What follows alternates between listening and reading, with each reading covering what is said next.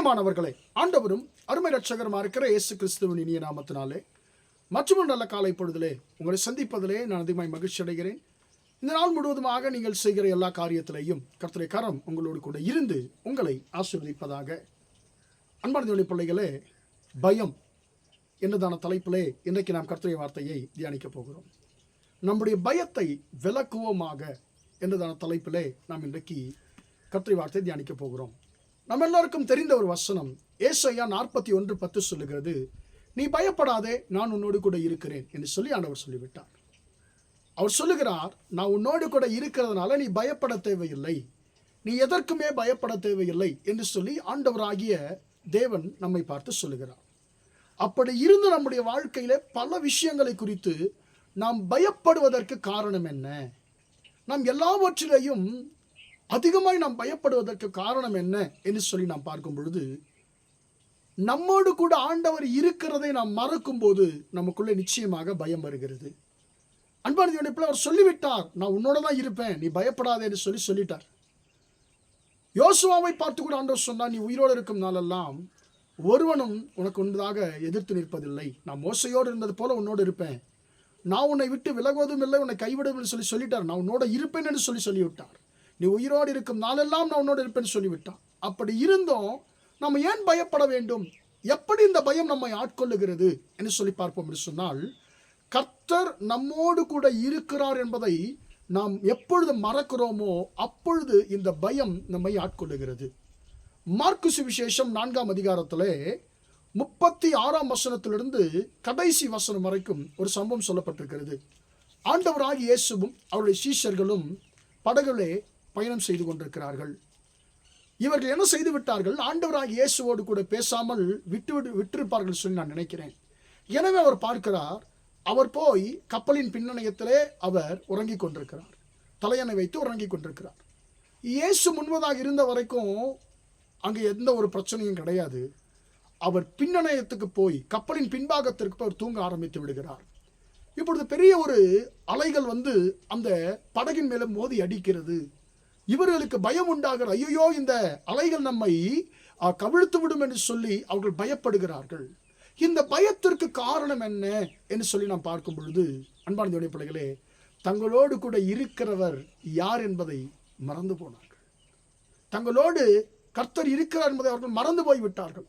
உடனடியாக பயந்து தூங்கி கொண்டிருக்கிறவர் தேடுறாங்க. ஐயோ, எங்கே இருக்கிறார், எங்கே இருக்கிறார், இங்கே தானே இருந்தாலும் சொல்லி தேட ஆரம்பிக்கிறார்கள். நம்முடைய வாழ்க்கையில் இப்படி தான். எல்லாம் நன்றாக இருக்கும் பொழுது நாம் கர்த்தரை தேட சொன்னால் நம்ம தேட மாட்டோம். அநேகருடைய வாழ்க்கையில் தான் செய்கிறார்கள். எல்லா ஆசீர்வாதங்கள் இருக்கும் பொழுது கர்த்தரை தேட மாட்டார்கள். ஒரு பிரச்சனை என்று வரும் பொழுதுதான் சபையை தேடி ஓடி வருவார்கள், அதிகமாக ஜெபிப்பார்கள், ஆண்டவரை தேடுவார்கள். அன்பான தேவனுடைய பிள்ளை, காரணம் என்ன? எப்படியாவது ஆபத்திற்கு தப்பித்துக் கொள்ள வேண்டும் என்ற சுயநல குணம். எல்லா நேரத்திலும் கர்த்தரை தேடினால் ஏன் ஆபத்து வரப்போகுது? அந்த ஆபத்து ஏன் நம்மை மேற்கொள்ள போகிறது? இல்லை, இன்றைக்கு அநேகர் சுயநலத்துக்காகத்தான் கர்த்தரை தேடுகிறவர்களை நாம் இருக்கிறோம். அன்பான தேவனுடைய பிள்ளை, அவரை தேடுகிறார்கள், தேடி கண்டுபிடிச்சிட்டு அவரை எழுப்புகிறார்கள். ஐயரே, நாங்கள் மடிந்து போகிறோம், உங்கள் கவலை இல்லையா என்று சொல்லி எழுப்புகிறார்கள். அவர் எழுந்து காற்றையும் கடலையும் அதட்டி விட்டு சொல்லுகிறார், ஏன் இப்படி பயப்பட்டீர்கள்? அவர் கேட்கிற ஒரே ஒரு கேள்வி, ஏன் இப்படி பயப்பட்டீர்கள்? ஏன் உங்களுக்கு விசுவாசம் இல்லாமல் போயிற்று என்று சொல்லி ஆண்டவர் கேட்கிறார். அன்பான தேவனுடைய பிள்ளைகளே, இன்றைக்கு அதே கேள்வியை கர்த்தர் உங்களை பார்த்து கேட்கிறார். என் மகனே, என் மகளே, நீ ஏன் பயப்பட்டாய்? நீ ஏன் பயப்படுகிறாய்? ஏன் உனக்கு விசுவாசம் இல்லாமல் போயிற்று? நான் உனக்கு வாக்கு கொடுத்தேனே, நீ உயிரோடு இருக்கிற வரைக்கும் நான் உன்னோடு கூட இருப்பேன்னு சொல்லி வாக்கு கொடுத்தேனே, நீ ஏன் பயப்படுகிறாய்? காரணம், அந்த பயத்திற்கு காரணம் என்ன?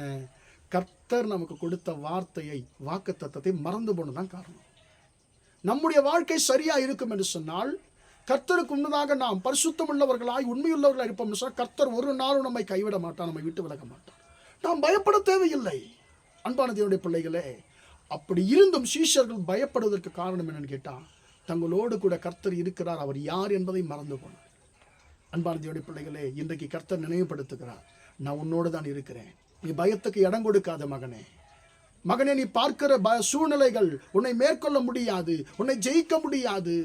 நீ பார்க்கிறதான தீமைகள் உன்னை மேற்கொள்ள முடியாது, உன் குடும்பத்தை ஜெயிக்க முடியாது, உன் குடும்பத்தை அது தாக்காது, நீ பயப்படாதே என்று சொல்லி ஆண்டவர் சொல்லுகிறார். எனவே எனக்கு அன்பான தேவனுடைய பிள்ளைகளை, பயத்தை நம்முடைய வாழ்க்கையை விட்டு நாம் விலக்குவோமாக. நியாயமாய் பார்த்தால் சீஷர்கள் என்ன செய்திருக்க வேண்டும்? இது கர்த்தராலே உண்டாக்கப்பட்ட ஒரு படைப்பு, இந்த கடல், இதை படைத்த ஆண்டவரே எங்களோடு கூட இருக்கிறான்னு சொல்லி அவர்கள் தைரியமாக இருந்திருக்க வேண்டும். ஆனால் அந்த பயத்திற்கு காரணம் என்ன? சிருஷ்டியை பார்த்து பயப்படுகிறார்கள். சிருஷ்டி கர்த்தர் அவர்களோடு கூட இருந்ததை மறந்து போனார்கள். இன்றைக்கு நாம் சிருஷ்டியை பார்த்து பயப்படுகிறோம், சிருஷ்டி கர்த்தர் நம்மோடு கூட இருக்கிற என்பதை மறந்து போகிறோம். கர்த்தர் சொல்லுகிறார், நீ பயப்படாத, நான் உன்னோடு தான் இருக்கிறேன். நீ பார்க்கிற காரியங்கள் எதுவும் உன்னையும் உன் குடும்பத்தையும் மேற்கொள்ளாது, நீ பயப்படாத, நான் உன்னோடு இருக்கிறேன்னு சொல்லி ஆண்டவர் சொல்லுகிறார். எனவே நம்முடைய வாழ்க்கையில் இருக்கிற தேவையான பயங்களை நம்முடைய வாழ்க்கையை விட்டு அகற்றுவோமாக, தூக்கி எறிவோமாக. சிருஷ்டி கர்த்தரினோடு கூட இருக்கிறார்.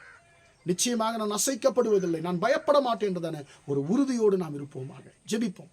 பிதாவே, உம்மை நன்றியோடு துதிக்கிறோம், ஸ்தோத்திரிக்கிறோம் ஐயா. இம்மட்டுமாக அந்த வார்த்தைகளை கேட்டு நம்முடைய பிள்ளைகளை நீர் ஆசீர்வதியும். நீ பயப்படாதே, நான் உன்னோடு கூட இருக்கிறேன்னு சொல்லி நீர் சொன்ன நம்முடைய வார்த்தைக்காய் ஸ்தோத்திரம். தகப்பனே, நாங்கள் உம்முடைய ஆண்டவரே நீர் எங்களோடு கூட இருக்கு என்பதை நாங்கள் மறக்கும் பொழுதுதான் எங்களை பயங்கள் ஆட்கொள்ளுகிறது. ஆண்டவரே, இனிமேல் ஆண்டவர் நாங்கள் எல்லாவற்றுக்கும் பயப்படாமல் சிருஷ்டி கர்த்தர் எங்களோடு கூட இருக்கிறார், நாங்கள் பயப்பட மாட்டோம் என்றதான உறுதியான ஒரு விசுவாசத்தோடு ஆண்டவரே நாங்கள் முன்னேற கர்த்தர் கிருபை தருவீராக. ஆண்டவரே, இந்த நாள் முழுவதுமாய் நம்முடைய பிள்ளைகள் செய்கிற எல்லா காரியத்திலையும் நம்முடைய ஆசீர்வதிக்கும் கரம் கூட நடத்தட்டும் என்று சொல்லி இயேசுவின் நாமத்தில் ஒப்புக் கொடுத்து ஜெபிக்கிறேன், ஜீவனுள்ள நல்ல பிதாவே. ஆமேன், ஆமேன். பிரியமானவர்களே, கர்த்தர் உங்களை ஆசீர்வதிப்பாராக. Praise the Lord, praise the Lord.